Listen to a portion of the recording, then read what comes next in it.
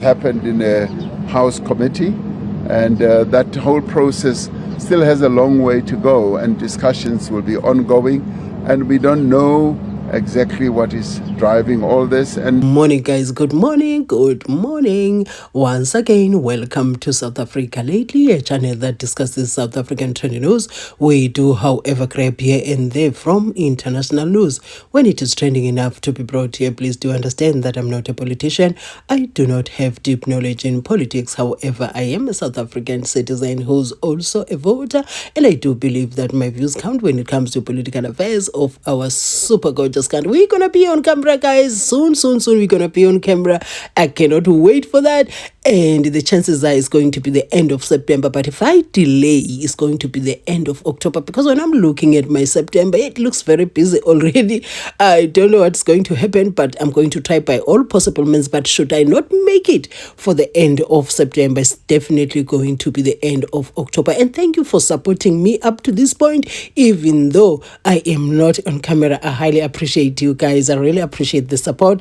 And the next time you bump into my videos, kindly watch my ads in full, as that support really goes a long way. That's if you're on Wi-Fi and you have the time to do so. And to those who are already watching my ads in full, I would like to say, guys, so let us go into this. You know what? With the beef between the Republicans and the ANC, I decided, no, let me just ask Crocky, what is the issue? What is the bone of contention here? And because we started this when Donald Trump took over the reins in the US, it decided to be our enemy.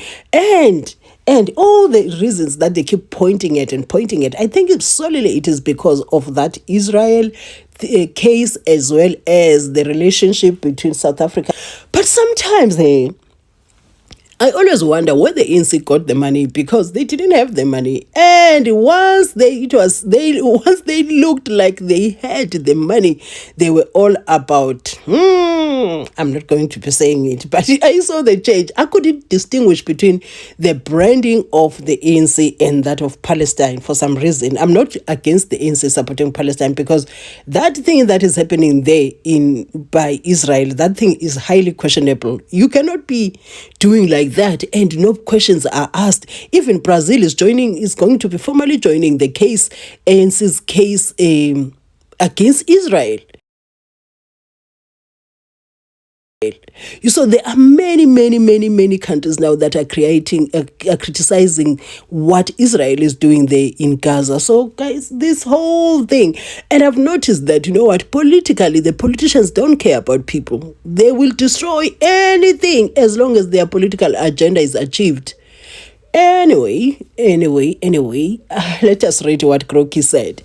The beef between the African National Congress, ANC, and the Republicans, presumably referring to the Republican Party in the United States, appears to stem from recent political tensions highlighted by a U.S. congressional bill in July 2025, a bill introduced by Republican Congress Ronnie Jackson, known as the U.S.-South Africa Bilateral Relations Review Act HR 2633, was passed by a key committee in the U.S. Congress. This bill calls for a review of U.S.-South Africa relations and paves the way for potential sanctions on senior ANC leaders, citing concerns over corruption, human rights abuses, and South Africa's alleged alignment with adversaries of the U.S. such as communist or terrorist entities. Posts on X indicate that some Republicans, like Jackson, view the ANC's foreign policy and governance as problematic, accusing South Africa of abandoning ties with the U.S. and its allies. That this sounds like an ex that you dumped, and they are not happy with that. Seeing your other relationship flourishing, they're like, you left me. You're not gonna find peace unless I do. You're also not going to have any peace in your life, right?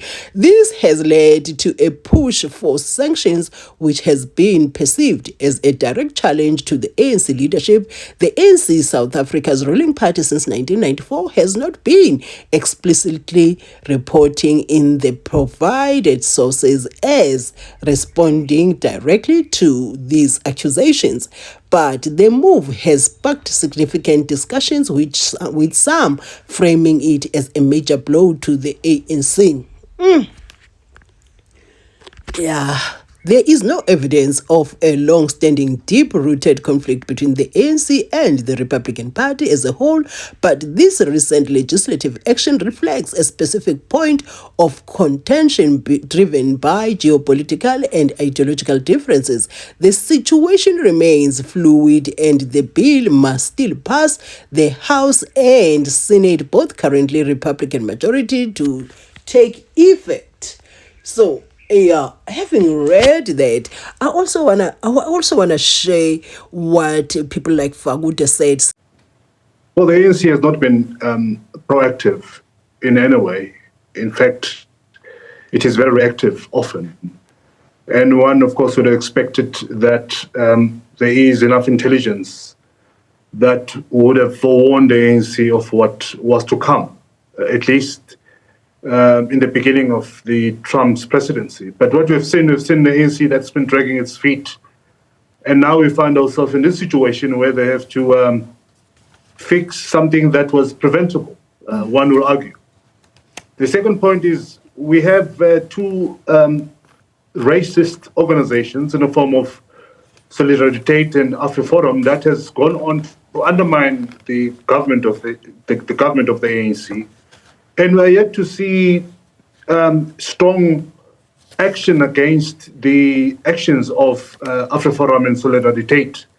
The president of the ANC, President Cyril Ramaphosa, has been, as is always the case, in fact, has earned a nickname called Ramaphosa because he never moves, he never acts, he takes his own time, to the irritation of most South Africans. Not only does he come late to meetings while we all wait for him and make us wait for 3 hours, before we come to a meeting, but he really never does act in time when it comes to matters of agency. And I think ANC has itself to blame in this regard. This was, as far as I'm concerned, preventable. They should have at least engaged on a charm offensive much more earlier on. Right now, as we speak, we don't have men and women who are fit for purpose to deal with Donald Trump in the United States representing South Africa. Again, I will argue. There has been a generalization of the cabinet. As a result, you have people who can't really deal with these gangsters at the moment sitting in different parts of the world and push our foreign policy. And that's a problem. But the other point, which I think is very important, and I think the ANC needs to start reading the room. The geopolitical realities are changing. Politics of the world and the new global order require a certain type of intervention, including foreign policy. Yes, our foreign policy is very strong and very respected around the world, but it's becoming archaic and irrelevant. It was first devised by the president of the ANC, President Nelson Mandela, who correctly at the time had to implement the type of foreign policy that was chosen and preferred by the ANC. But times have changed, and now the foreign policy requires a certain type of aggression, I would argue, a certain type of assertiveness. And what we see at the moment, we don't see really, as far as I'm concerned and from where I sit, men and women who are really fit for purpose and ready for this challenge that the new global order is presenting to us. Saying that the ANC geopolitics are outdated, they need to improve on that. Said things have changed in the world, so they need to change with the times. And also said this is an attempt by the US to try and influence or change the South African foreign policy through the punishment of the ANC. And also it is said that this might not have the consequences that the US is looking for, because even if you are targeting the top leaders of the ANC, this is going to have an effect outside the leaders of the ANC. He said we can see the businesses that in the future, maybe the countries that will welcome the ANC leaders being sanctioned as well by the US. So they say it is difficult to target specific individuals without affecting other areas or maybe other people. It is also said maybe businesses, also the businesses that will be doing business with these ANC leaders might as well face certain consequences. So is it worth it? Is it worth it? Or what is it even going to finally happen? Also, I want to share with you a video clip of President Cyril Ramaphosa saying, you know what, I don't understand what is happening because we're having a good rapport with Donald Trump and I. So, actually, I'm looking at this and I'm saying to myself, Donald Trump is doing a gedlehlekisa to President Cyril Ramaphosa. If you understand what gedlehlekisa means, and former President Jacob Zuma once explained, said the one who loves you was endangering you. That happened in a House committee, and that whole process still has a long way to go, and discussions will be ongoing, and we don't know exactly what is driving all this, and our bilateral dealings and engagements with the United States will continue, and we will talk about all manner of things, including precisely this issue and many others. We've got good diplomatic relations with the US, and we want to enrich them and make them better. So we are very positive that the outcomes of our engagement with the United States will be comprehensive and all-encompassing, so that we can return to good dealings with the United States. Thank you so much. This is a case. So what are you calling that? Because according to President Cyril Ramaphosa, they in talks and those are going very well.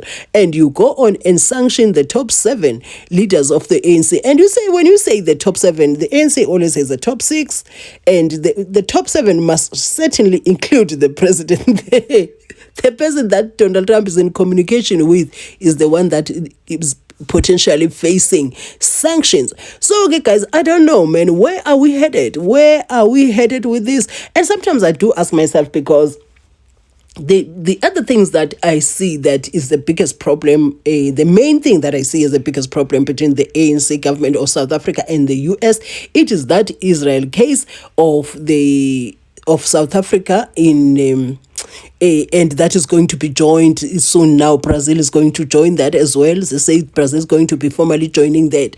So when they say the ANC took money from terrorist organization and from Hamas and whatnot, I'm not going to say they didn't or they did, because they always deny, and you cannot say things with your chest when you don't have the proof to do so. But there was a time when the ANC had money problems, you see, and suddenly their money problems seemed to be gone. Everybody looked happy, very happy. The ANC, you could tell the money stories went throughout the window, and there was a time when we could not differentiate between the ANC gear, to understand, and that of Palestine, and they had those cars from Palestine and stuff. I'm not saying that is wrong, because I don't know what informs that. I'm not saying that is wrong, because South Africa has always been against the oppression of Palestine by Israel. You see, what is happening through the hand of Israel in Gaza has to be condemned. Where there's a waste of human life, one has to say it out loud that no, see, that thing is very wrong. So now, it is not about whether that thing is wrong or right. And the ANC is denying getting money from either of those places that they are being accused of getting money from. But where did they get the money?